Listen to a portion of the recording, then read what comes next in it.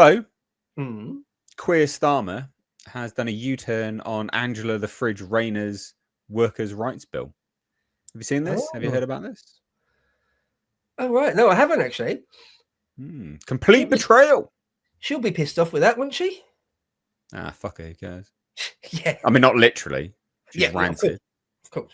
Okay, Yeah. Jesus. Come on. Oh, we've all seen the dinghy photos. Let's not be crazy. Yeah. That's rough as fucking arseholes. Anyway. But yeah, she won't be very happy about it. This comes after several days. It's only been a few days at the time of recording this after he said, "Yeah, I'd absolutely love Angela Rayner to come back into cabinet." But yeah, Starmer's done a U-turn over her workers' rights bill. All right. I mean, what was? Do we know what was in the bill? What was it really? Got any details? It was quite a lot, but it's mainly. So we'll just go through this briefly. So Keir Starmer's facing backbench anger after ministers abandoned plans to give workers day one protection against unfair dismissal. Basically, removal of the 6-month probation period, which is, again, we've said this here on this channel. It's both good for the worker and good for the employer. It's good for both parties. Yeah. Yeah. But this is apparently a U-turn that breaches the Labour manifesto. Well, they've done that already, so pick and choose, mate. Little bit of anecdotal evidence. I think it's kind of funny. Enough time has passed now where I find it funny. But I was once let go from a role in my probation period. And in hindsight, I don't blame them. Right? It was a long time ago. It's like, it's got to be 10, even 15 odd years ago. I got a job at State Street, a big bank, a massive bank, billions and billions and billions of dollars of assets under management. State Street. They're one of the biggest players in the world, and they've got a giant building in Canary Wharf.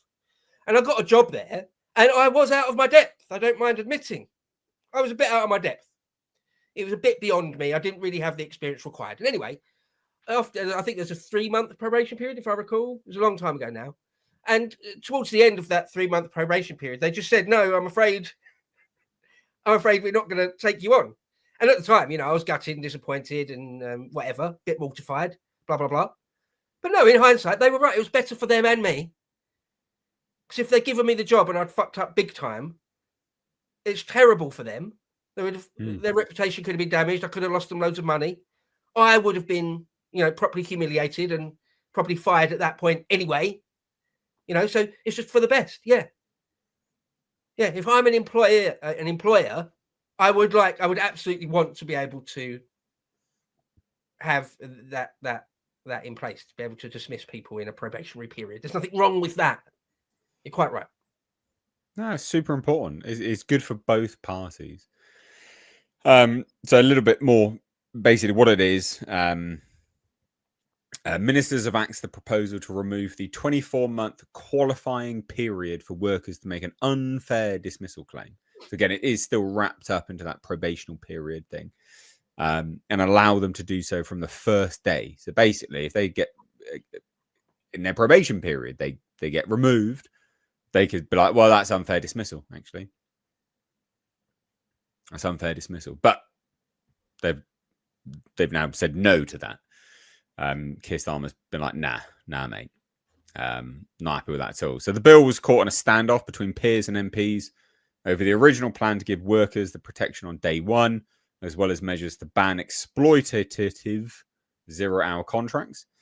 I will say this. I'm not a massive fan of the whole 0-hour contract stuff. Like I'm not, I don't want to sound too lefty here, but yeah, I've never been a fan of 0-hour contracts. I mean, you can't build a life with a 0-hour contract. I think that's fair enough. Most people would probably agree with that. I hope. I think that is actually ridiculous. It's absurd. But this is part and parcel of, which is comically here, is left-wing ideology. You flood a country with, cheap labor. You don't expect employers to be like, just give them all 0-hour contracts and flip between them all with cheap hourly rates. Then fucking come on now. You want to make a market in favor of the worker, limit the amount of workers in the market pool, then obviously. It's not that difficult. But these people seem to forget supply and demand. Yeah, right. That's what I was going to say. The contradiction of that. We're the party of the working people. We're the party that wants to protect workers' rights. We're the party of workers' unions, the proletariat. Da, da, da, da, da, da, da. But you're going to flood us with cheap labour, though. So how can you square that circle? That doesn't make any sense whatsoever. You're destroying the power of the worker by doing that. Obviously, and obviously so as well. You're going to depress wages. Yeah, the employer's then got a massive amount of demand for his jobs that he's giving out. Put it that way, let's say. Or the supply of workers, whichever way around you want to put it. Yeah. So you're screwing the worker by flooding us with hundreds of thousands, if not 1 million or more new people a year or whatever insane number it is. And then you're going to moan about 0-hour contracts. And I agree with you. 0-hour contracts do seem bullshit and intrinsically unfair and not really fair. Yeah, it does. You're right. So I said in a segment the other day we did, people might not think I would say this, but I'm not even against the concept of a union, the concept of it. Because employers can be complete bastards. Sure. Yeah. I'm not saying that's not possible, but it's mad, isn't it? Flood the country with hundreds of thousands of new people and then gripe about 0-hour contracts. Mad. Oh yeah. Especially, we're the party of the working people. Fuck off. No, you're not. Fuck off, mate. You never really have been. Absolutely, yeah. Piss off. So as a result of that, obviously that's pretty damaging to Keir Starmer's sort of reputation among his party and backbenchers. And then also, this good segue. Most recent poll says Starmer and Reeves are the most unpopular PM and Chancellor ever. Since records began. Look at them. Look at them. I know the ad hominem thing is pretty cheap, pretty low blow, but I mean, look at them. Come on. Physiognomy, mate. Checks out every time. I mean, obviously, he is like the most nowhere man, Postman Pat weirdo, right? And she is just not of government caliber, a senior secretary of state caliber, is she? Like at a glance, let alone if you actually hear her speak or read about her policy ideas. Just look at it, just at a glance. She like barely deserves to be running a Tesco's or something, does she?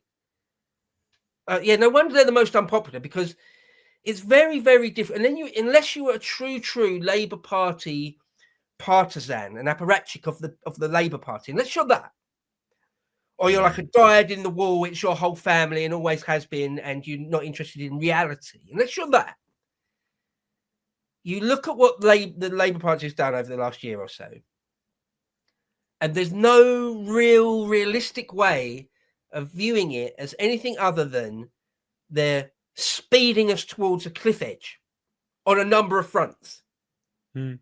It's absolutely palpably obvious that that's what is happening. So yeah, not surprising to me that they're the most unpopular of all time, because they're fucking us in the A pretty hard. And in the obviously so, unapologetically so as well. Sorry. No, getting effed in the A, and they're not even pulling our trousers up afterwards, mate. Yeah. No lube. Going in dry. Rude.